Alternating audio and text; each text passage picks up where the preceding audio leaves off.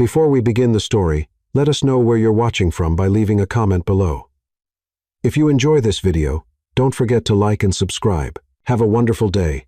Enjoy the story, everyone. The espresso coffee flew through the air in slow motion, tracing a perfect arc before landing directly on the pristine white shirt of the most arrogant man Sophia had ever seen in her life. "You have got to be kidding me," she yelled, her hands still trembling with adrenaline after almost being run over by that idiot at the Fifth Avenue intersection. The guy had come out of nowhere with his black Porsche, braking just inches away from her, and still had the audacity to honk as if she were the one at fault. The man got out of the car because, of course, he had to be ridiculously tall and irritatingly perfect-looking, and stared at the brown stain spreading across his shirt as if he were watching a crime against humanity. "My shirt costs more than your monthly salary, princess," he said with a sarcastic smile. That made Sophia want to throw the rest of her coffee in his face. "Princess?" Sophia marched toward him, completely ignoring the pedestrians who stopped to watch the show. "Listen here, you spoiled rich boy. You almost killed me back there. And you still have the nerve to call me princess?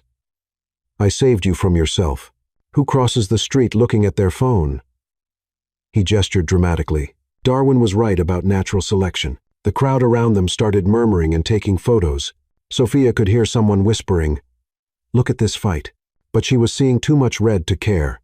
"You were the one driving like a maniac. I bet Daddy bought you that little car to compensate for other deficiencies." She shot back, crossing her arms. The man laughed as if she had told the funniest joke in the world. "Wow, how original. Let me guess. You're one of those angry feminists who blames men for all the world's problems." "I am an angry feminist." "Yes, and you're exactly the type of privileged cretin who proves me right." Sophia felt her face heat up. "I bet you've never worked a day in your life. And you look like the type of girl who works at an organic cafe and writes poetry about your feelings," he replied, cleaning his shirt with a handkerchief that probably cost more than her rent. "At least I work. And for your information, I'm an advertiser at Morgan & Associates." "How impressive," he said with the most venomous sarcasm Sophia had ever heard. "Let me guess. You make shampoo ads and think you're the next Peggy Olson." That was the last straw. Sophia stepped forward, her index finger pointing at his chest. "You know what? People like you are everything wrong with this country. Spoiled rich kids who think they can buy anything, including the right to treat people like garbage. And people like you are exactly why I prefer to stay home," he retorted, always ready to make drama out of any nonsense. "Drama?" Sophia practically screamed. "You almost killed me. Exaggeration is your specialty, isn't it?" The tension between them was palpable. Other pedestrians started forming a circle, some recording with their phones. Sophia could feel dozens of eyes on them, but at that moment, only she and that arrogant jerk existed. "You know what?" she said, lowering her voice to a dangerously calm tone. "I really hope I never have to see your face again in my life." "The feeling is mutual, princess," he replied, getting back into the car. "Next time, watch where you're going." Sophia stood on the sidewalk, watching the Porsche disappear into Manhattan traffic, still trembling with rage. The people around started dispersing, murmuring among themselves about the show they had just witnessed. "Jerk," she muttered, grabbing her phone to check if it hadn't broken in the confusion. That's when she saw it. 7 missed calls from her mother. "Oh my goodness," she sighed, dialing back. "Sophia, finally!" Linda Carter's shrill voice exploded through the phone. "Where were you?" "I have incredible news." "Mom, doesn't matter. Sit down because I have something to tell you that will completely change your life." Sophia closed her eyes, sensing that the day was about to get even worse. "What now, Mom?" "Well, you know how Elizabeth Harrington and I have been friends since college, right? And how she always said you'd be perfect for her son." Sophia's stomach dropped. "Mom, please tell me you didn't." "I arranged your marriage." Linda screamed so loud that Sophia had to move the phone away from her ear. "With Elizabeth's son, Ethan. You're going to meet him at dinner on Friday at their house." Sophia was silent for a moment, processing the bomb that had just exploded in her life. "You did what? An arranged marriage? Like in old movies? How romantic." "Mom," Sophia yelled, making some pedestrians turn to look. "Have you completely lost your mind?" Sophia Rose Carter, "You're 28 years old and still haven't brought home any decent man. I was getting desperate. I don't need a man. Everyone needs love, dear. And Ethan is perfect. He's a businessman, handsome, rich. I don't care if he's Prince William reincarnated. I'm not marrying a stranger. You're already engaged, dear. Elizabeth and I signed all the papers this morning. Sophia felt the world spinning around her. You signed papers? It's a very civilized agreement. You'll meet, fall in love, and have the wedding of your dreams. What's the harm? Sophia looked up at Manhattan's blue sky, wondering if it was possible to die from stress at 28. Mom, I'm going home, and when I get there, we're going to have a very serious conversation about boundaries and how you just ruined my life. Oh, don't be dramatic. It'll be wonderful. Dinner is at 7. I'm not going. Yes, you are, because if you don't go, I'll cut your trust fund allowance. Sophia was speechless. You wouldn't do that. Try challenging me, dear. The call ended, leaving Sophia standing in the middle of New York's busiest sidewalk, holding a phone and contemplating how her life had transformed into a second-rate romantic comedy in less than 15 minutes. Perfect, she muttered. Absolutely perfect. As she walked back home, Sophia had no idea that the arrogant man with the Porsche was at that exact moment receiving a very similar call from his own mother, and that Friday's dinner would be much more interesting than either of them could imagine. Ethan was having the kind of day that made him question every life choice he'd ever made. First, some crazy woman had thrown coffee all over his favorite Armani shirt. Then his biggest client had threatened to pull out of a multi-million-dollar deal. And now, as he sat in his corner office overlooking Central Park, his phone was ringing with the one sound that could make his day infinitely worse. His mother's ringtone. "What now, Mother?" he answered, not bothering to hide his irritation. "Ethan Alexander Harrington. Is that any way to greet your loving mother?" "It is when my loving mother only calls when she wants something." Ethan loosened his tie and leaned back in his leather chair. "Let me guess. You need me to attend another charity gala where you can parade me around like a prize stallion. Actually, darling, I have wonderful news. I've solved all your problems." Ethan's blood ran cold. The last time Elizabeth Harrington had solved his problems, he'd ended up as the unwilling spokesperson for her friend's organic dog food company. "What did you do?" "I found you a wife." The silence that followed was so profound that Elizabeth wondered if the call had dropped. "Ethan, sweetie, are you there?" "I'm sorry," Ethan said slowly, his voice dangerously calm. "Did you just say you found me a wife?" "Yes. Isn't it exciting? Her name is Sophia Carter, and she's absolutely perfect for you. Smart, beautiful, successful." "Mother." Ethan shot up from his chair so fast that his coffee mug went flying, adding another stain to his already ruined day. "Please tell me you did not just arrange my marriage like we're living in the 1800s. Don't be so dramatic, darling. It's a very modern arrangement. You'll meet her on Friday for dinner, and then you can plan a lovely spring wedding." Ethan started pacing behind his desk like a caged tiger. "I can't believe this. I absolutely cannot believe this. You actually found some poor woman willing to marry a complete stranger." "She doesn't know she's willing yet," Elizabeth said cheerfully, "but Linda assures me that Sophia will come around. Apparently, she's been having trouble in the romance department." "Trouble in the mother. What have you done? I've given you both the gift of love. You're both successful, attractive people who are clearly too busy to find each other naturally. This way, you skip all that tedious dating nonsense and go straight to happily ever after." Ethan dropped into his chair and put his head in his hands. "This isn't real. This cannot be real." "Oh, it's very real, sweetheart. I've already signed the preliminary agreements with Linda. You're meeting Friday at 7 at our house." "I'm not going." "Yes, you are." "Mother, I am 30 years old. You cannot force me to go on a play date." "Actually, I can. Unless you want me to tell everyone at the country club about that time in college when you—" "Fine." Ethan interrupted quickly. "Fine. I'll go to your ridiculous dinner, but I'm going to make it very clear to this Sophia person that I have absolutely no intention of marrying her or anyone else." "That's the spirit, darling. Oh, and Ethan, wear something nice. First impressions matter." The line went dead, leaving Ethan staring at his phone like it had personally betrayed him. "Sir?"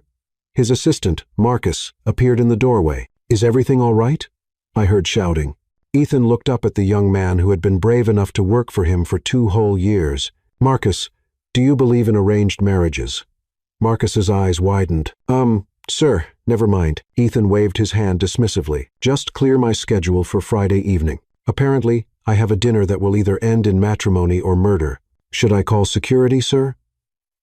"No, Marcus, but you might want to update my will."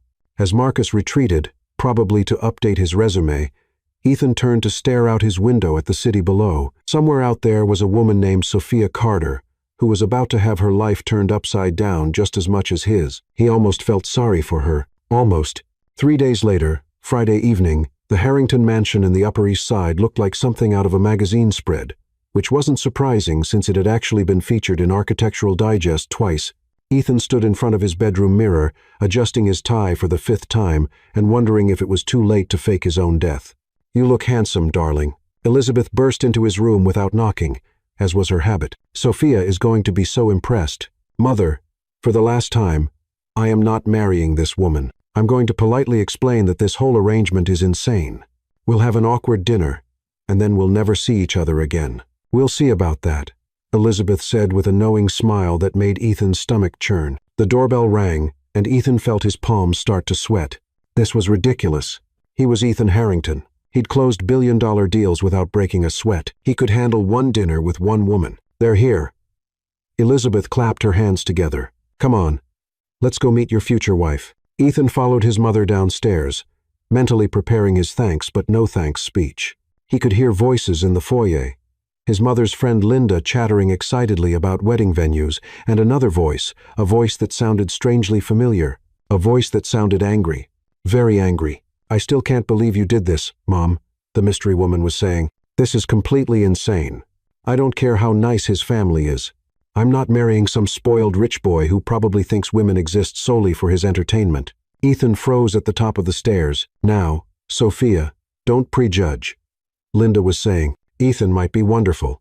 You won't know until you meet him. Trust me, Mom, rich guys are all the same, arrogant, entitled, and convinced that money can buy them anything they want. I bet he's probably one of those guys who drives a fancy car to compensate for his personality defects." Ethan gripped the banister, a terrible suspicion forming in his mind.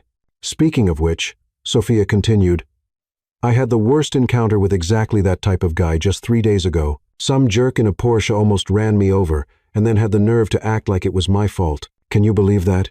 He actually called me princess, like some kind of patronizing. Ethan's blood turned to ice. "Oh."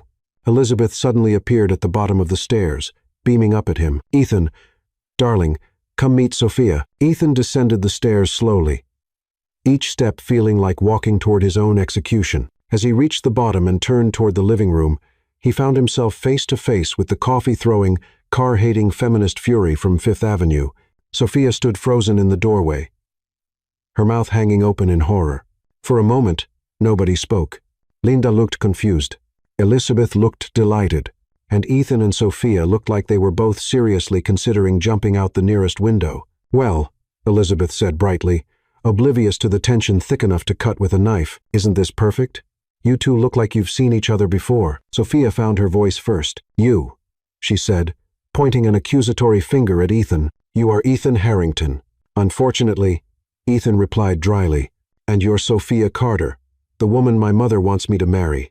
"Oh my," Linda started, finally picking up on the hostile energy crackling between them. "Mom," Sophia said slowly, never taking her eyes off Ethan. "Remember that story I told you about the jerk with the Porsche?" "Yes, dear." The one who almost Linda's face went pale. "Oh, no. Oh, yes," Sophia and Ethan said in unison. Elizabeth clapped her hands together, completely misreading the situation. "How wonderful. You've already met. This is fate, darling." Ethan and Sophia stared at each other, both thinking the exact same thing. This was going to be the longest dinner of their lives. "Well," Ethan said finally, straightening his shoulders, "this should be interesting." Sophia smiled sweetly, the kind of smile that promised violence. "Oh, it's going to be fascinating." Elizabeth beamed. "I just love young romance." If only she knew. The Harrington dining room looked like a scene from a medieval peace treaty negotiation, if medieval peace treaties had been conducted over herb-crusted salmon and passive-aggressive small talk. Sophia sat across from Ethan at the mahogany table that could easily seat 12. Both of them were smiling so hard, their faces hurt, while their mothers fluttered around them like excited wedding planners. "So, Sophia," Elizabeth said, serving what looked like enough food to feed a small army. "Ethan tells me you work in advertising. How exciting." "It is," Sophia replied sweetly, cutting her salmon with perhaps more force than necessary. "I love creating campaigns that challenge people's preconceptions. You know, showing them that first impressions can be completely wrong." Ethan nearly choked on his wine. "How fascinating. I imagine you meet a lot of interesting characters in your line of work." Oh, absolutely. Just last week, I had to deal with this incredibly difficult client who thought money could buy him anything. He was so used to getting his way that he couldn't handle being told no. Sophia's smile could have powered a small city. Some people are just so entitled, don't you think? I completely agree, Ethan said, matching her saccharine tone. Though I find that sometimes people who complain the loudest about entitlement are the ones who expect the world to bend over backward for them. Linda, who had been following the conversation like a tennis match, jumped in nervously. Sophia, dear, why don't you tell Ethan about your yoga classes? You're so dedicated to your health. I practice hot yoga, Sophia said, her eyes never leaving Ethan's face. It's all about maintaining control in impossibly difficult situations. The key is learning to breathe through the most unbearable circumstances. How admirable, Ethan replied. I prefer boxing myself. There's something very satisfying about hitting things when you're frustrated. Elizabeth, completely oblivious to the undercurrent of hostility, clapped her hands together. Oh, you two have so much in common: athletic, successful, passionate about your interests. Sophia took a large gulp of wine. Passionate is certainly one word for it. Speaking of passion, Linda said, pulling out her phone, I've been looking at wedding venues. The Plaza has an opening in June. In June? Sophia and Ethan said simultaneously. Too soon?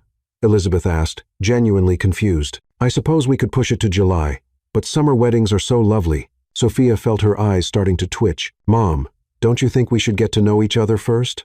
I mean, we literally just met. Nonsense, darling. Your father and I knew we were meant to be together within 5 minutes of meeting. Sometimes love is just instant.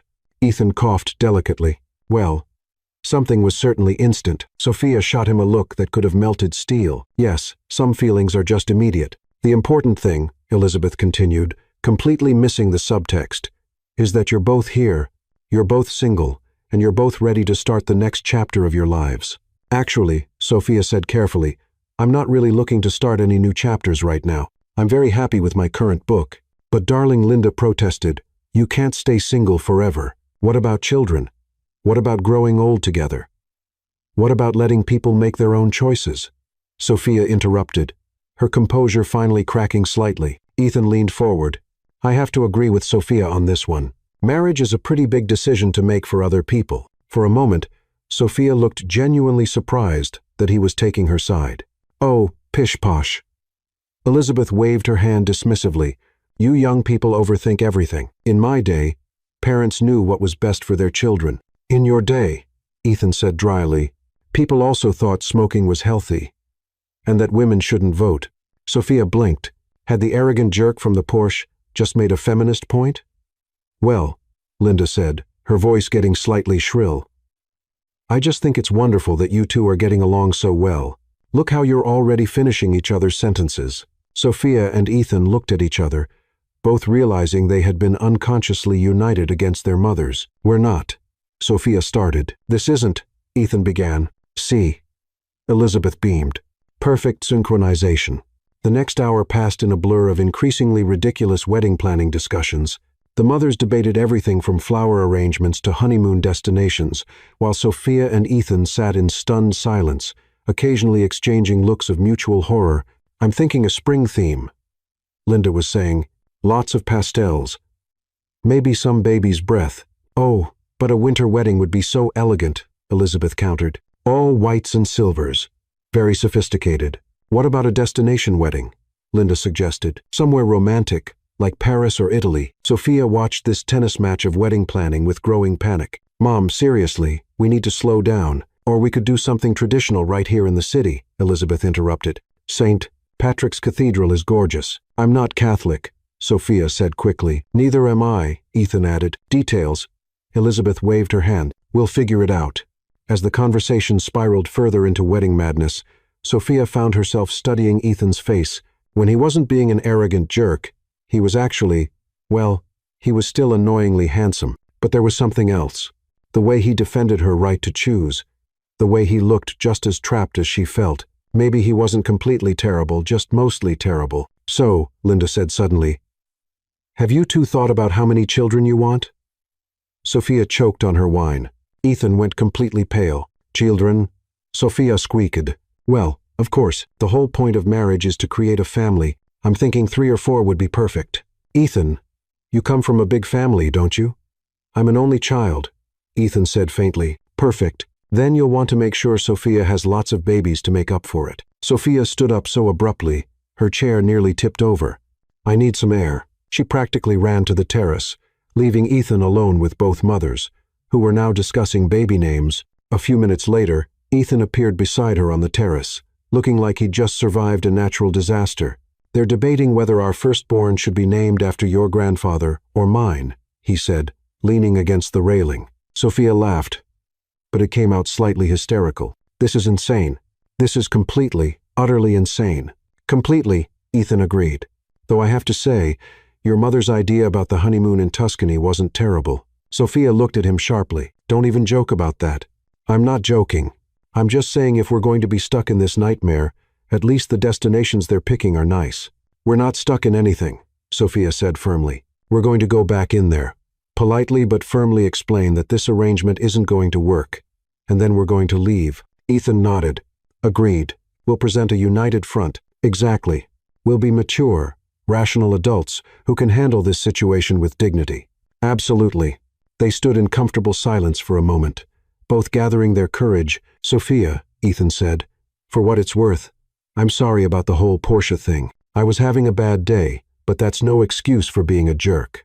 Sophia looked at him, surprised by the sincerity in his voice.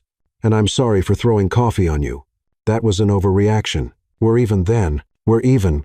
Ethan extended his hand. Partners in crime? Sophia shook it. Partners in crime. They walked back into the dining room together, both determined to end this madness once and for all. What they found was their mothers holding up fabric samples and debating the merits of ivory versus champagne wedding dresses. Oh, good. You're back, Elizabeth exclaimed. We've narrowed it down to 3 possible wedding themes. Sophia and Ethan looked at each other, their brief moment of unity solidifying into something stronger. Actually, Sophia said, Ethan and I have something to tell you. We've been talking, Ethan added, and we've decided that we need more time. Sophia finished, surprising even herself. Ethan stared at her. We do? Yes, Sophia said, her mind racing. We need time to get to know each other properly before we make any big decisions. How much time? Linda asked suspiciously. Sophia looked at Ethan, hoping he would understand what she was trying to do. A month. A month? Ethan agreed, slowly. To see if we're compatible. Elizabeth clapped her hands together. Oh, how romantic. A proper courtship. But no wedding planning until the month is up. Sophia said firmly, we need to focus on getting to know each other, and if after a month we decide we're not right for each other. Ethan added, everyone agrees to drop this whole arrangement. The mothers looked at each other, clearly not thrilled with this development. Fine, Linda said finally, 1 month. But you have to really try. We'll try, Sophia promised. As they said their goodbyes and prepared to leave, Ethan caught Sophia's arm gently. That was brilliant, he said quietly. But you do realize what you just signed us up for, right? Sophia nodded. A month of fake dating to buy us time to figure out how to get out of this mess. Can you handle spending a month with me? Sophia looked at him, really looked at him, and realized that maybe, just maybe, he wasn't the complete disaster she'd thought he was. I think I can manage, she said. Can you handle spending a month with an angry feminist? Ethan grinned. And for the first time since this whole nightmare started, it seemed genuine. Princess, I think this might actually be fun. And despite everything, Sophia found herself smiling back. Sophia stared at her reflection in the bathroom mirror of Café Luna, wondering what alternate universe she'd stumbled into, where she was getting ready for a fake date with the man she'd thrown coffee on just a week ago. She'd changed her outfit 3 times before leaving her apartment, which was ridiculous because this wasn't a real date. It was a strategic meeting, a business arrangement, a mutual survival pact. So why had she spent 20 minutes perfecting her eyeliner? Get it together, Sophia, she muttered to herself. Applying 1 more coat of lip gloss. It's just Ethan, arrogant, entitled, surprisingly, not completely horrible Ethan. Her phone buzzed with a text. Ethan, running 5 minutes late. Client emergency. Sorry. Sophia, no problem. I'll be the one plotting world domination at the corner table. Ethan, should I be concerned? Sophia, only if you're part of the patriarchy. Ethan, I'll bring armor. Despite herself, Sophia smiled. When had Ethan developed a sense of humor? She tucked her phone away and headed back to their table, where she'd strategically positioned herself with a clear view of the entrance. The cafe was one of those trendy spots in Soho that served coffee in mason jars and had more succulence than a desert. But it was neutral territory, public enough that their mothers couldn't ambush them, casual enough that it didn't feel like a real date. Sophia pulled out her tablet and opened the document she'd created the night before. Project: Escape the Arranged Marriage. Phase 1. She'd color-coded everything because organization was her coping mechanism. Week 1. Establish ground rules and public presence. Week 2. Create believable couple interactions. Week 3. Document incompatibility. Week 4. Mutual breakup announcement. It was foolproof, logical, completely rational. Planning my demise? Sophia looked up to find Ethan sliding into the seat across from her, looking infuriatingly good in a navy sweater that probably cost more than her monthly salary. His hair was slightly messed up, like he'd been running his hands through it, and there was a coffee stain on his sleeve that made him seem almost human. Actually, yes, Sophia said, turning her tablet so he could see the screen. Welcome to Operation Fake Romance. Ethan's eyebrows shot up as he read her meticulously organized plan. You made a spreadsheet for our fake relationship. Color-coded, Sophia said proudly. Green for activities that make us look compatible, yellow for neutral interactions, and red for documented deal-breakers. You terrify me, Ethan said, but he was smiling, and I mean that in the most admiring way possible. Good. Fear breeds respect. Sophia pulled out a second tablet. I also made you a copy with editing privileges. Ethan stared at the device like she'd just handed him a live grenade. You made me a shared document for our fake relationship, complete with a communication protocol, emergency contact procedures, and a social media strategy. Social media strategy? Sophia pulled up Instagram on her phone. My mother follows me on everything. If we're going to sell this, we need photographic evidence. Nothing too intimate, just enough to suggest we're spending time together. Ethan leaned back in his chair, studying her with an expression she couldn't quite read. Has anyone ever told you that you're completely insane? Frequently. Has anyone ever told you that you're surprisingly tolerable when you're not trying to run people over? Just you, actually. Ethan signaled the waitress for coffee. So, what's our story? How did we fall for each other after our charming meet-cute involving assault with a caffeinated beverage? Sophia had been dreading this question. I was thinking we could say that our initial conflict was just a passionate disagreement, that we realized we're both strong-willed people who respect that quality in others. So, we're going with the enemies to lovers trope. It's a classic for a reason. Sophia opened her notes app. The key is to make it believable. We need shared interests, compatible values, and enough chemistry to convince two women who've been planning our wedding since we were in diapers. Chemistry, Ethan repeated slowly. That could be a problem. Why? We clearly have antagonistic chemistry. We just need to redirect it. Antagonistic chemistry, Ethan mused. Is that what we're calling it? Something in his tone made Sophia look up sharply. But before she could analyze his expression, the waitress appeared with Ethan's coffee and a plate of pastries that neither of them had ordered. On the house, the young woman said with a bright smile directed entirely at Ethan. For the beautiful couple. Sophia blinked. We're not, thank you, Ethan said smoothly, his hand suddenly covering Sophia's on the table. That's very sweet. The waitress practically glowed under his attention before bouncing away. Sophia stared down at Ethan's hand covering hers, acutely aware of how warm his skin was and how her heart rate had just spiked for absolutely no logical reason. Rule number 1, Ethan said quietly, not moving his hand. When someone assumes we're a couple, we don't correct them. It's good practice. Right, Sophia said, her voice coming out slightly breathless. Practice. They sat like that for a moment, Ethan's thumb absently stroking across her knuckles while he read through her fake dating strategy. Sophia tried to focus on her coffee, but all she could think about was how different his hands looked compared to the rest of him. They weren't soft and manicured like she'd expected. There were small scars across his knuckles, and his fingernails were short and practical. You mentioned boxing, she said suddenly. What? Ethan looked up from the tablet. At dinner, you said you like boxing. Is that where these came from? She gestured to the scars on his hands. Ethan glanced down, seeming surprised by the question. Some of them. I've been boxing since college. It's therapeutic. Therapeutic? Anger management?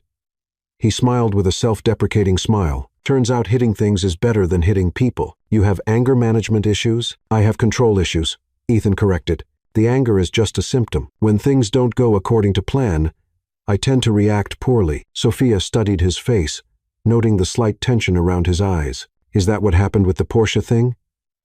Bad day at the office? Ethan was quiet for a long moment, his thumb still moving across her knuckles in a way that was becoming seriously distracting. I just found out that my biggest client was pulling out of a deal I'd been working on for 6 months. Something about wanting to go in a different direction. Translation: they found someone cheaper. That sucks. It more than sucks. It was a $50 million contract. Ethan's jaw tightened. So when some woman stepped into traffic without looking and then had the audacity to blame me for her mistake, you took out your frustration on the nearest target. Sophia finished. I get it. Do you? I threw coffee on you, didn't I? I was having a terrible morning too. My biggest client had just rejected 3 months of work because, apparently, my campaign was too feminist for their brand. Ethan's eyebrows shot up. Too feminist? Apparently, suggesting that women can make their own purchasing decisions is radical propaganda. Sophia rolled her eyes. They wanted something more traditional and family-oriented. Translation: sexist and outdated. Exactly. Sophia looked at him with surprise. Most men don't get that. Most men are idiots, Ethan said matter-of-factly. What was the campaign for? Athletic wear. I pitched this whole concept about women athletes being strong and independent, training for their own goals rather than to look good for other people. Apparently, that was too threatening. Ethan leaned forward, genuinely interested. Do you still have the pitch? Why? My company might be interested. We do a lot of work with athletic brands, and that kind of campaign could be exactly what some of our more progressive clients are looking for. Sophia stared at him. Are you serious? Dead serious. Send me the proposal. Sophia felt her carefully constructed walls wobble slightly. That's really nice of you.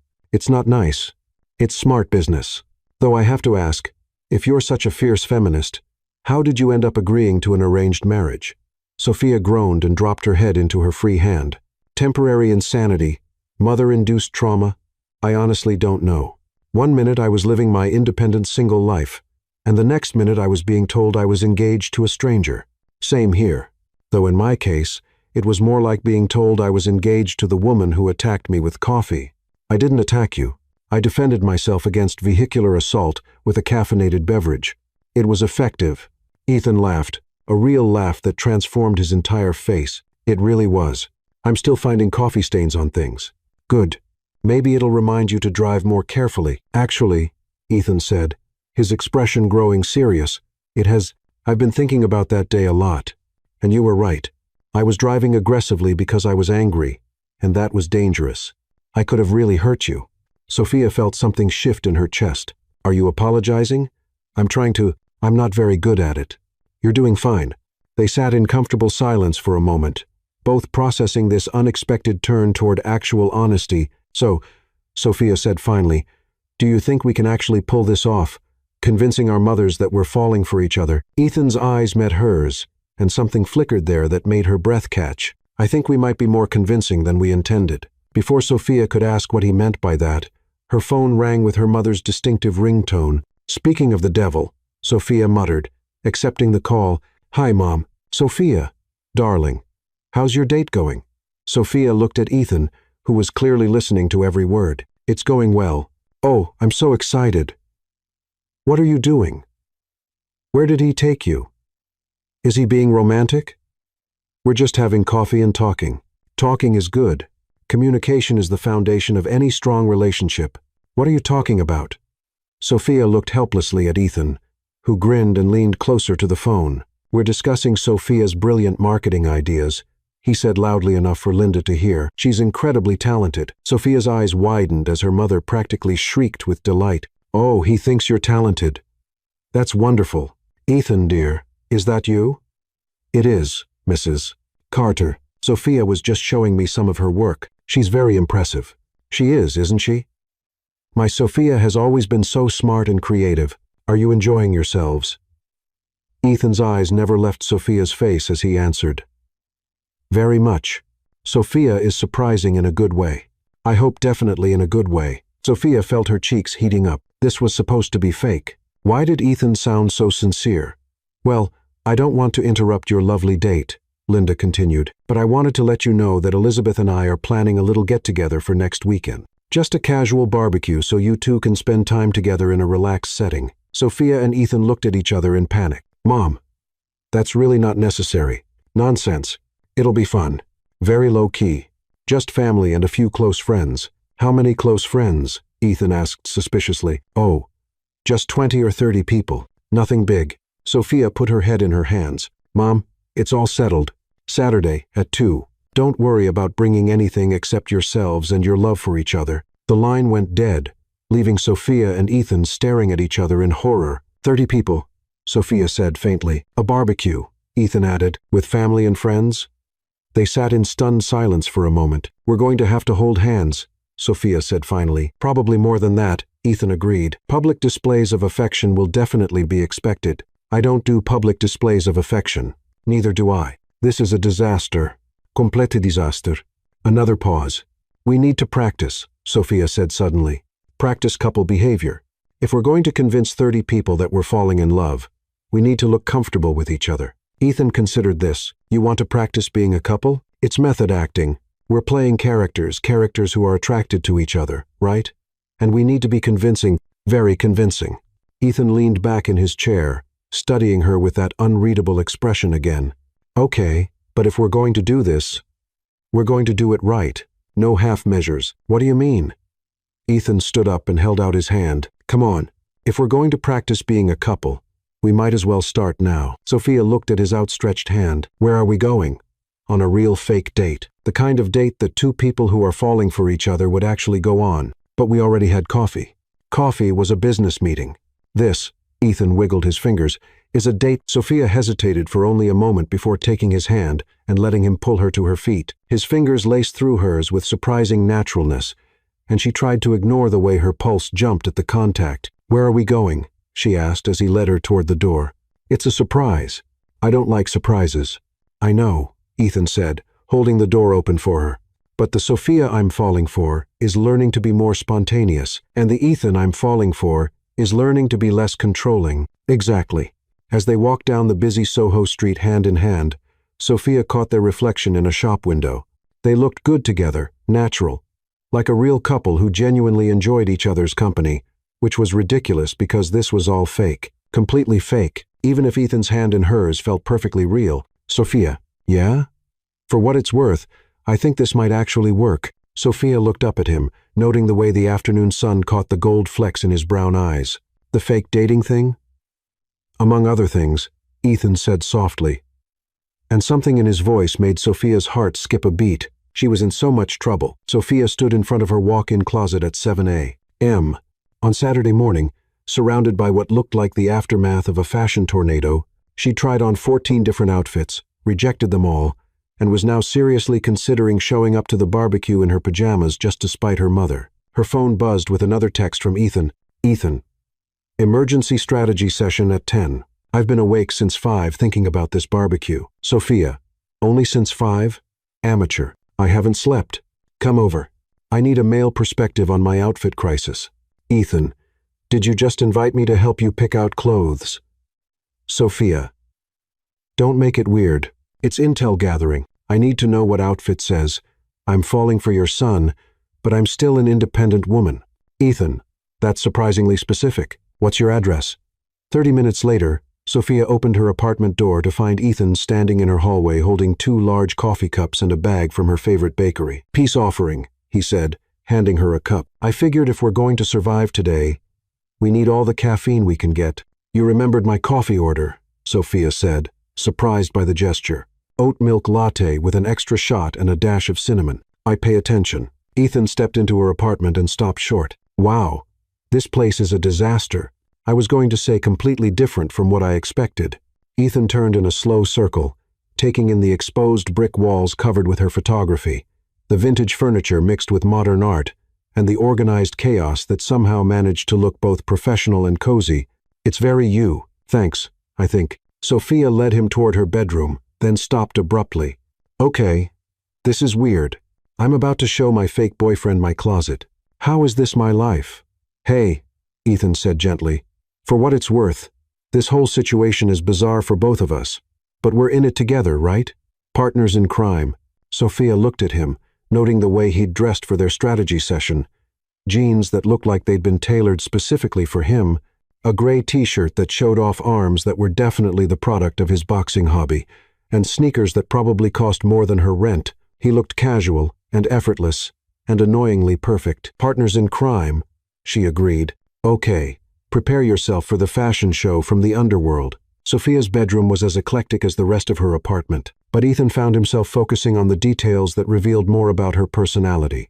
Books stacked on every surface, ranging from marketing theory to romance novels she was clearly trying to hide. A guitar in the corner that looked well used. Photos of her with friends, laughing and adventurous and completely different from the tense woman he'd met a week ago. I didn't know you played guitar, he said, picking up the instrument. I don't really.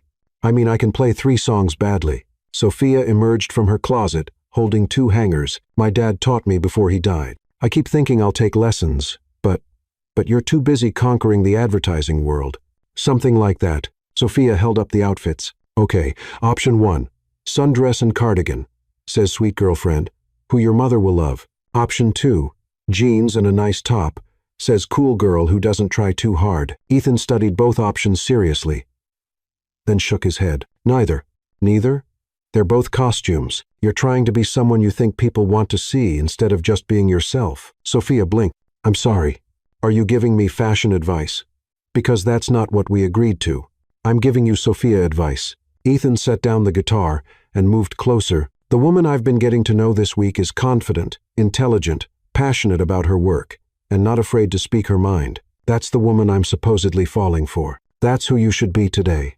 And what exactly does that woman wear to meet 30 strangers who are all going to be analyzing our relationship?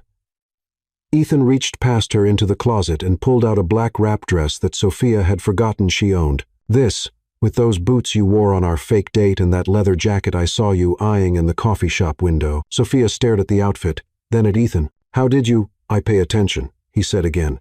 Plus, that dress will drive me crazy all day, which will make it very easy to look like I'm infatuated with you. The comment hung in the air between them, loaded with something that felt decidedly less fake than it should have. Ethan, too much? He asked, but his eyes were serious. No, it's perfect for the performance. I mean, right, the performance. 2 hours later, they stood on the front steps of the Harrington estate, both looking like they were about to face a firing squad. Okay, Sophia said, smoothing down her dress. Let's review the game plan one more time. Physical contact should look natural but not overly sexual, Ethan recited. We've been dating for a week, so hand-holding and casual touches are appropriate. We have 3 shared interests: hiking, obscure documentaries, and that new Thai restaurant downtown. Our first official date was last Tuesday to the art museum, followed by dinner at Maria's. We're taking things slow because we want to build a solid foundation, and if anyone asks about marriage, we're focused on getting to know each other first. Sophia nodded. Perfect. We've got this. Ethan reached for her hand, his fingers intertwining with hers in a gesture that was becoming surprisingly familiar. Sophia, thanks for doing this. I know it's insane. Thanks for not being a complete nightmare to fake date. Yet, Ethan said with a grin, the day is young. Elizabeth Harrington opened the front door before they could knock, beaming like she'd just won the lottery. There they are, the lovebirds. She pulled them both into an enthusiastic hug. Hi, Mrs. Harrington, Sophia said, trying not to wince at the lovebirds' comment. Call me Elizabeth, dear. We're practically family now. Elizabeth ushered them through the house toward the back garden. Everyone is so excited to meet you, Sophia. Ethan has told us absolutely nothing about you, which just makes it all the more romantic. Ethan shot Sophia a look that clearly said, I told you so, about his mother's tendency toward dramatic overstatement. The backyard was a masterpiece of landscape design, with a pool that looked like it belonged in a resort and enough outdoor furniture to seat a small wedding, which Sophia realized with growing horror was probably exactly what Elizabeth was envisioning. Sophia. Linda appeared from nowhere and enveloped her daughter in a hug that lasted approximately 30 seconds too long. You look beautiful. Doesn't she look beautiful, Ethan? She always looks beautiful, Ethan said smoothly, his arm sliding around Sophia's waist in a gesture that looked completely natural. Sophia felt her cheeks heat up, which was ridiculous because he was just playing his part. Oh, listen to him. Linda practically glowed. Such a charmer. No wonder Sophia is so smitten. Mom, Sophia warned under her breath. Come on, you two. Let me introduce you to everyone. Elizabeth began steering them toward the crowd of people scattered around the garden. The next hour passed in a blur of introductions, small talk, and increasingly creative questions about their relationship. Sophia found herself impressed by how seamlessly Ethan played his part, his hand never leaving some point of contact with her, her back, her hand, her shoulder, in a way that looked possessive but not clingy. So, Sophia, said Rebecca Thompson, one of Elizabeth's country club friends, how did you know Ethan was the one? Sophia nearly choked on her wine. Well, it was actually pretty obvious from the beginning, Ethan said, his thumb stroking across her knuckles. Sophia has this way of challenging me that no one else does. She makes me want to be better. The group of women around them practically sighed in unison. And you, Ethan? Asked another woman. What made you fall for our Sophia? Her intelligence, Ethan said without hesitation, and her passion. When Sophia believes in something, she throws her whole heart into it. It's impossible not to be drawn to that kind of intensity. Sophia stared at him, momentarily forgetting that this was all an act. The way he was looking at her, the sincerity in his voice, it felt real, too real. Oh, young love, Rebecca sighed. It's so beautiful to see. Speaking of which, Elizabeth appeared at Ethan's shoulder. I hope you don't mind, but I've arranged a little surprise. Sophia and Ethan exchanged alarmed looks. What kind of surprise? Ethan asked cautiously. Well, since you two seem so perfect together, I thought it would be fun to play a little game. You know, test how well you really know each other. Sophia felt the blood drain from her face. A game? The newlywed game? Linda exclaimed, appearing with a stack of cards. It'll be so much fun. We're not newlyweds, Sophia said quickly. We're not even details. Elizabeth waved her hand dismissively. The point is to see how compatible you are. Everyone, gather around. Before they could object, chairs were being arranged in a circle, and the entire party was settling in to watch Sophia and Ethan's relationship get dissected in real time. Okay, Linda said, consulting her cards. I'll ask each of you a question about the other, and we'll see how well your answers match. First question. Sophia, what is Ethan's biggest fear? Sophia's mind went completely blank. She looked at Ethan, who appeared to be having his own internal panic attack. She started, then noticed Ethan's hand gripping his beer bottle with white knuckles. Something clicked. Loss of control, she said suddenly. Ethan's biggest fear is not being in control of a situation. Ethan's eyes widened in surprise. Is she right? Linda asked excitedly. Ethan nodded slowly. Yeah, she's right. The crowd murmured approvingly. Ethan's turn, Elizabeth announced. What's Sophia's favorite way to relax after a stressful day? Ethan studied Sophia's face, and she could practically see him thinking through everything he'd learned about her over the past week. She takes a bath with a book and a glass of wine, he said finally, something with a happy ending because she says real life is complicated enough. Sophia felt her jaw drop. She'd mentioned that exactly once in passing during their strategy session. Correct. Linda clapped her hands. Oh, this is wonderful. The questions continued, each one more personal than the last. Somehow, despite having known each other for only a week, they managed to answer most of them correctly. Ethan knew that Sophia was secretly terrified of butterflies. Sophia knew that Ethan had wanted to be a teacher before his father pressured him into business. Ethan knew that Sophia's guilty pleasure was reality TV.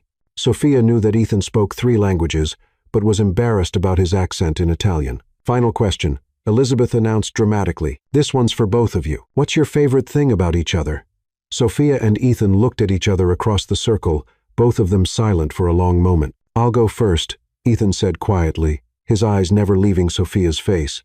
My favorite thing about Sophia is that she's fearless. She stands up for what she believes in, even when it's difficult, even when it means confronting someone bigger and stronger than her in the middle of Fifth Avenue.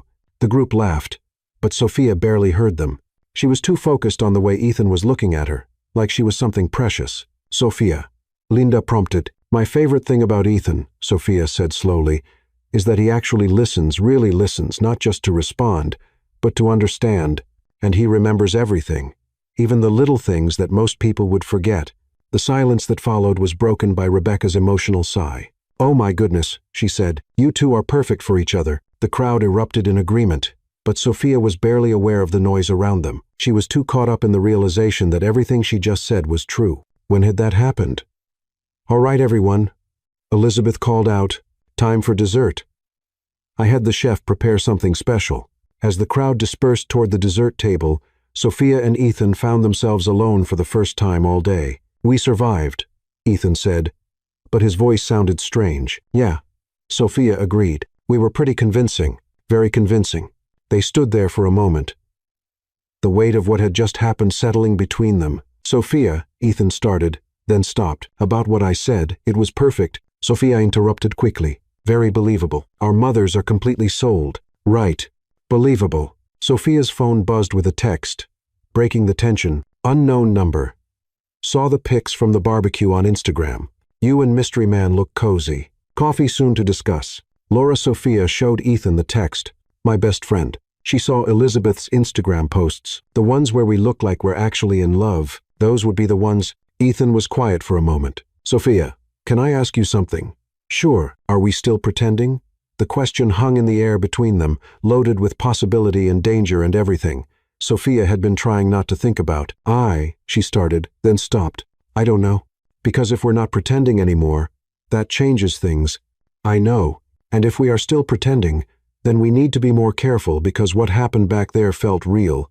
Sophia finished. "Yeah, real." Before either of them could say anything else, Linda appeared at Sophia's shoulder with a plate of cake and a scheming expression. "Sophia, sweetheart, Elizabeth and I have been talking, and we think it's time to discuss engagement rings." Sophia choked on her wine. "Engagement rings. Nothing too elaborate," Elizabeth added, joining the conversation, "just something classic and elegant." "Ethan, what's your preference for diamonds?" Ethan looked like he was considering jumping into the pool, fully clothed. We haven't really discussed." "Well, of course you haven't," Linda laughed. "That's what mothers are for, to handle all the practical details while you two focus on being in love." "Actually," Sophia said desperately, "we should probably get going. I have an early meeting tomorrow." "On Sunday?" Elizabeth asked suspiciously. "With a client in Tokyo," Ethan said quickly. "Different time zones." It was a terrible lie, but their mothers were too excited about ring shopping to question it.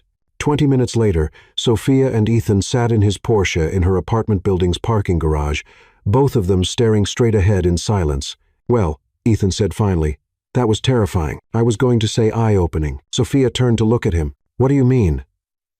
Ethan was quiet for a long moment, his hands gripping the steering wheel.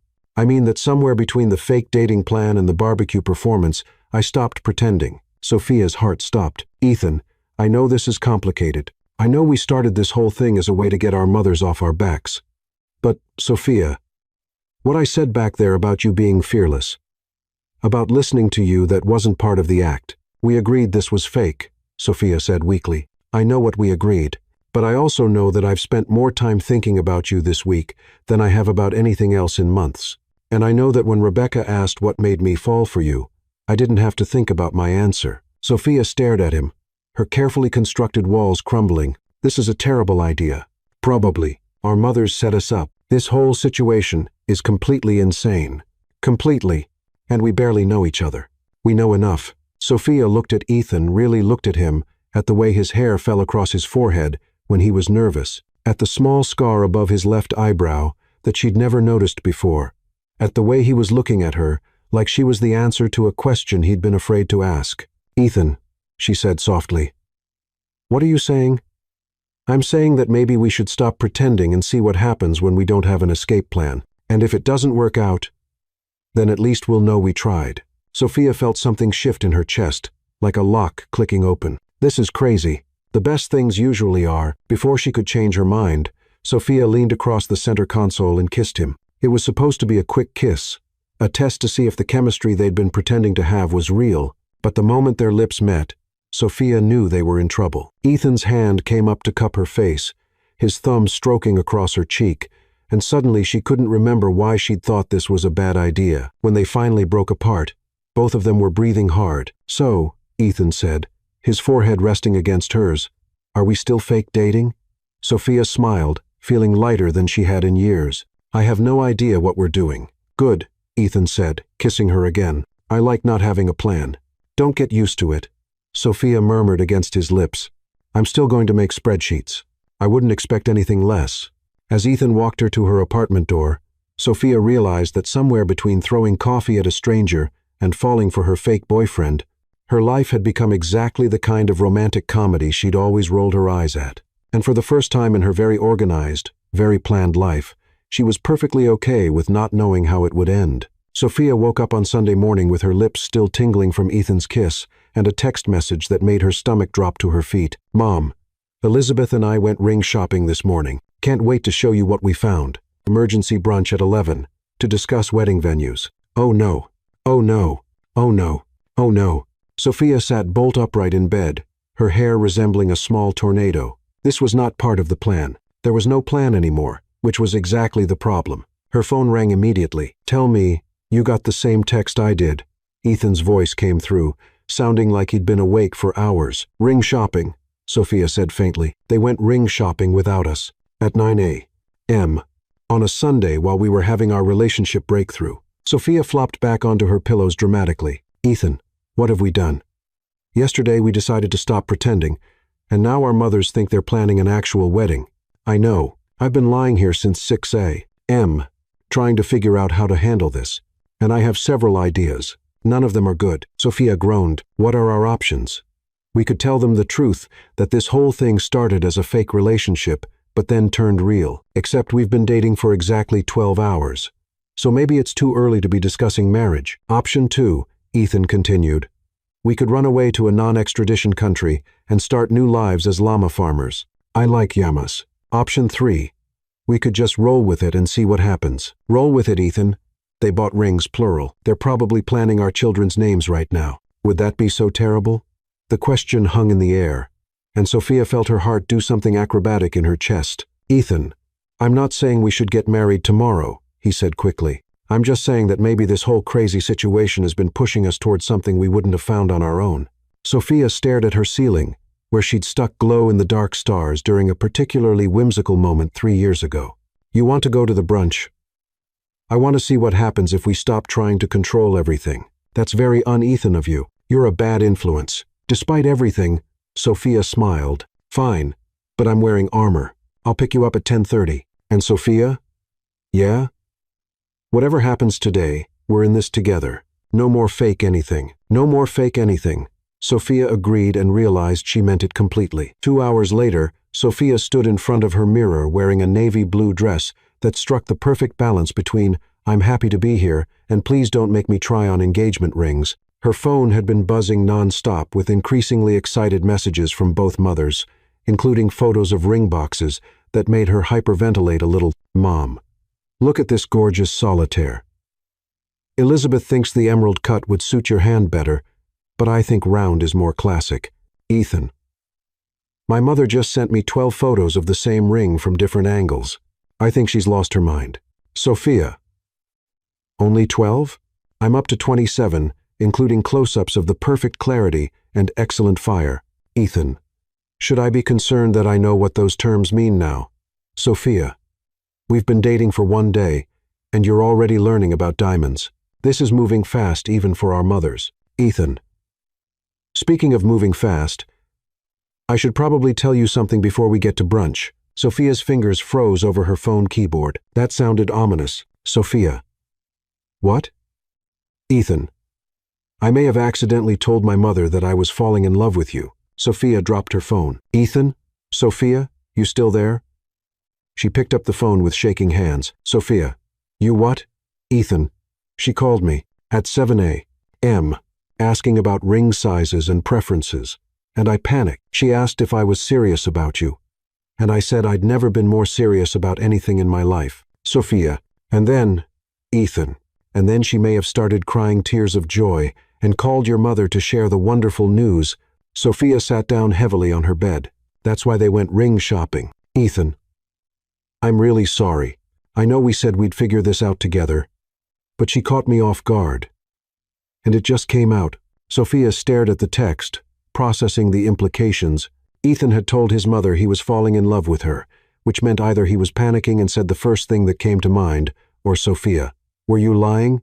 The typing indicator appeared and disappeared several times before Ethan's response came through. Ethan, "No." Sophia's heart stopped, restarted, then did a little tap dance routine. Sophia, Oh, Ethan. Oh, Sophia.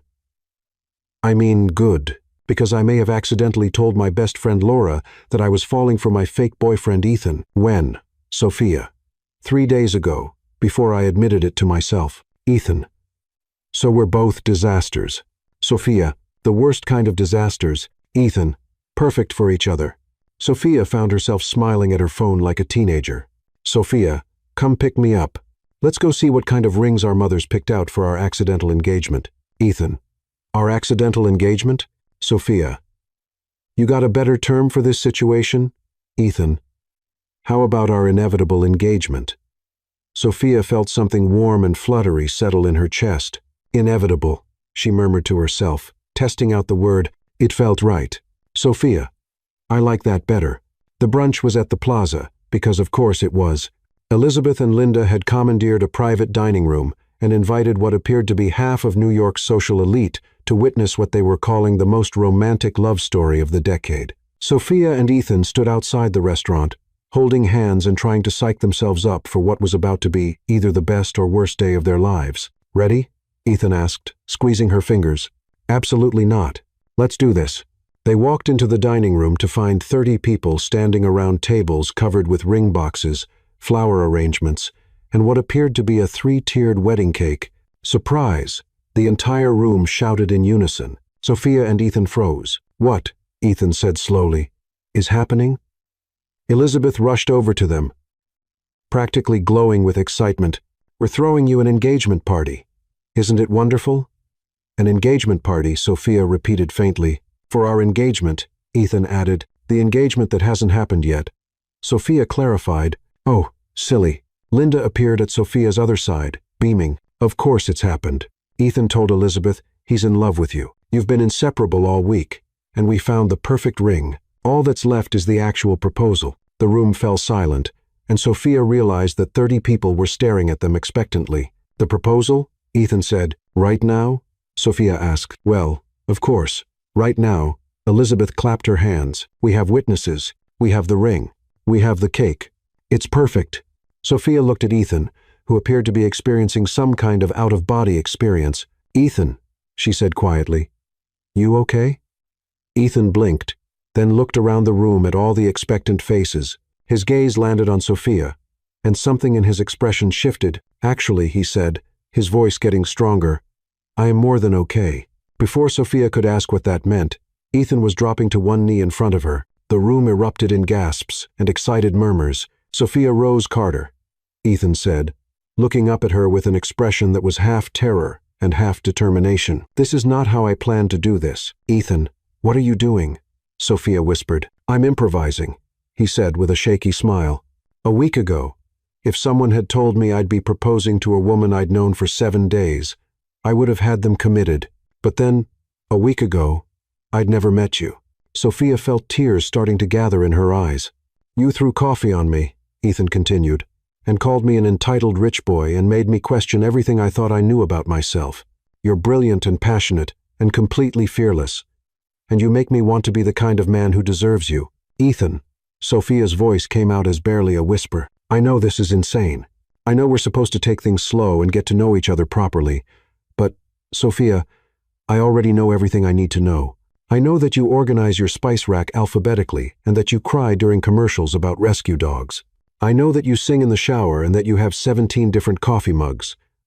But you always use the same one. I know that you're afraid of butterflies, but you'll stand up to anyone who tries to intimidate you. The room was completely silent now, everyone hanging on Ethan's every word. Most importantly, Ethan said, reaching into his jacket pocket, I know that I don't want to spend another day without you in my life. So, Sophia Carter, will you marry me? He held up a ring box, revealing a stunning solitaire diamond that caught the light and threw rainbows across the room. Sophia stared at the ring, then at Ethan's face, then at the room full of people waiting for her answer. This was crazy. This was the most insane thing that had ever happened to her. They'd known each other for a week. They'd started fake dating 3 days ago. They'd had their first real kiss less than 24 hours ago. And yet, yes, she heard herself say. Ethan's face lit up like sunrise. Yes? Yes, you ridiculous. I'm possible man. Yes.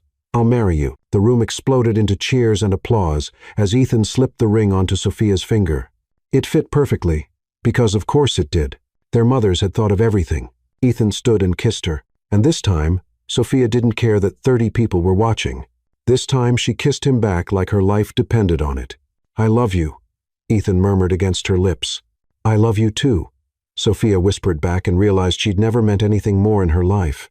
"So," Ethan said, pulling back slightly, "want to get married?" Sophia laughed, a sound of pure joy that made everyone in the room smile. "When?" "How about next month?" "I hear June weddings are nice." "Next month." Sophia looked around at their mothers, who were practically vibrating with excitement. "That's pretty fast." "Too fast?"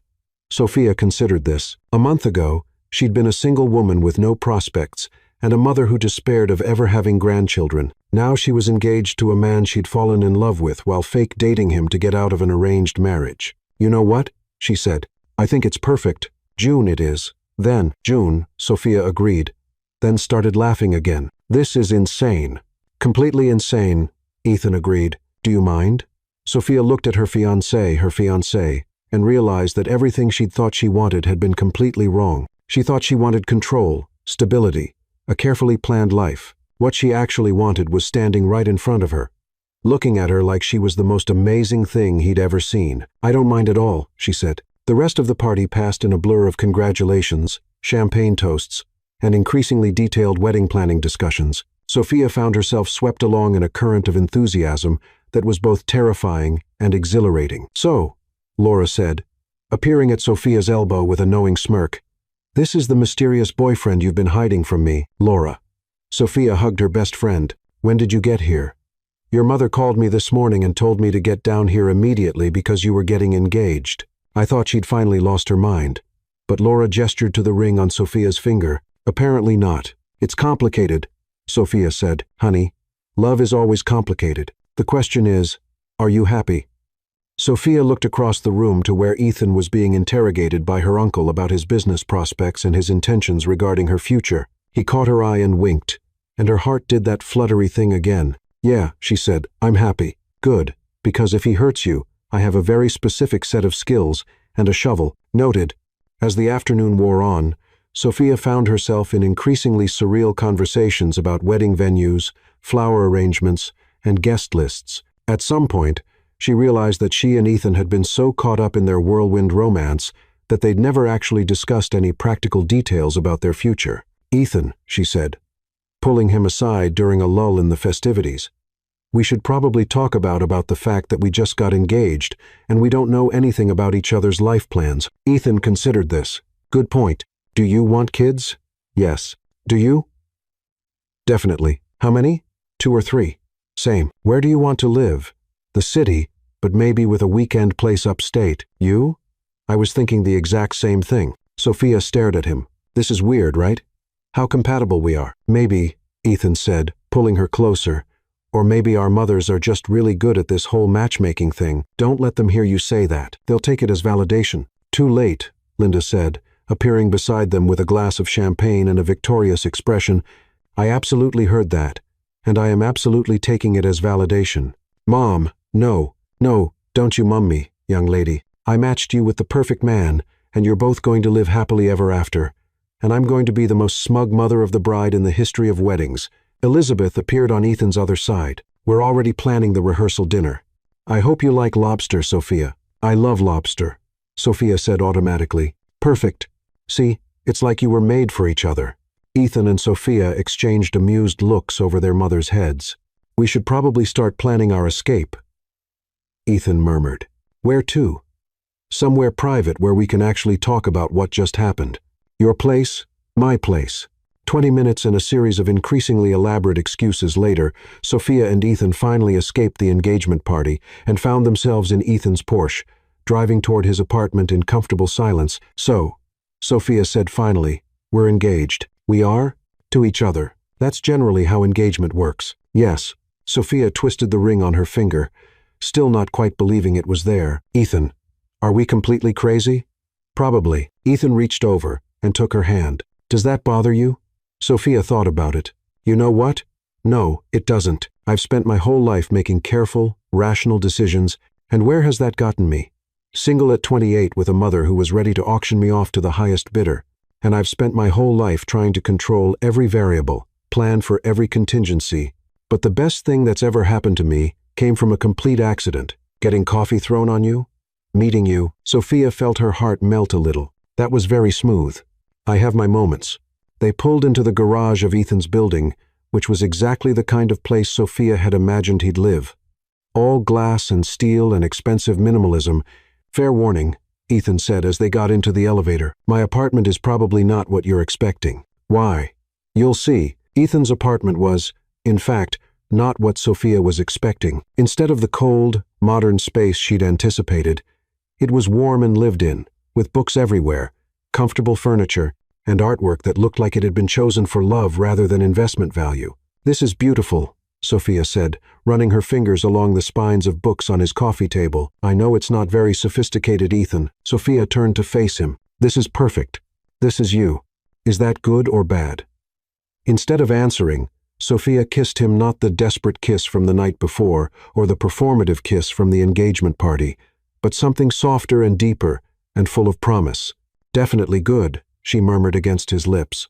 They spent the rest of the evening talking, really talking about everything they'd been too caught up in the chaos to discuss. Their childhoods, their dreams, their fears, their completely ridiculous situation. Can I ask you something? Sophia said, curled up against Ethan's side on his impossibly comfortable couch. Anything. When did you know that this was real? Ethan was quiet for a moment, his fingers playing with her hair. The barbecue. When they asked what my favorite thing about you was, and I didn't have to think about the answer, that's when I realized I wasn't acting anymore. For me, it was the coffee shop. Sophia said, when you remembered my order and brought me pastries, nobody had ever paid attention to details like that before. So, we've been lying to ourselves for days, apparently. And to everyone else. Definitely. Ethan tilted her chin up so he could see her face. Sophia, are you sure about this? About us? Because once we get married, our mothers are going to take credit for it for the rest of our lives. Sophia considered this soberly. That's a pretty serious consequence. The most serious. I think I can live with it, she said. Can you? I think I can manage. Good, Sophia said, settling back against his chest. Because I have a feeling this is going to be the adventure of a lifetime. Just promise me one thing, Ethan said. What? No more throwing coffee on people you're fighting with? Sophia laughed.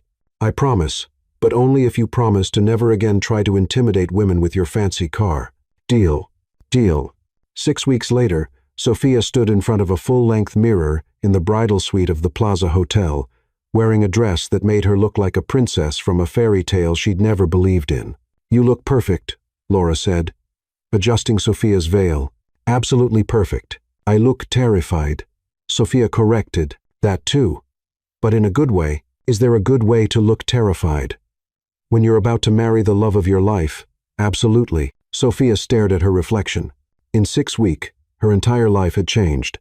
She'd gotten engaged, planned a wedding, moved half her stuff into Ethan's apartment, and somehow managed to fall even more in love with her fiancé. Laura, she said quietly, what if I'm making a huge mistake? Laura turned Sophia to face her, hands on her shoulders. Sophia Rose Carter, you are the smartest, most capable woman I know. You've never made a huge mistake in your life. Why would you start now? Because this is insane. Because normal people don't get married after knowing each other for 2 months. Because you're scared, Laura interrupted. And you know what? That's okay. Everyone's scared on their wedding day. But the question isn't whether you're scared. The question is, do you love him? Yes, Sophia said without hesitation. Do you trust him? Yes. Do you want to spend the rest of your life with him? Sophia thought about Ethan, probably pacing around his hotel room in his tuxedo, driving his groomsmen crazy with his pre-wedding nerves. She thought about the way he brought her coffee in bed every morning and how he'd started learning to cook her favorite foods. She thought about the way he listened to her terrible day at work and offered solutions without trying to fix everything for her. She thought about how he made her laugh and how he held her when she cried and how he looked at her like she was the most amazing thing in the world. Yes, she said, I really do. Then stop overthinking and go marry that man. A knock on the door interrupted them. Sophia, Linda's voice came through. Honey, it's time. Sophia took a deep breath. picked up her bouquet, and opened the door. Her mother stood there in a dress that cost more than Sophia's first car, crying tears of joy. "Oh, sweetheart," Linda said, "you look absolutely beautiful." "Thanks, Mom." Sophia hesitated, then added, "And thank you for the matchmaking and the meddling and the complete invasion of my personal life. I know I fought you on it, but you were right about Ethan. About us. About everything."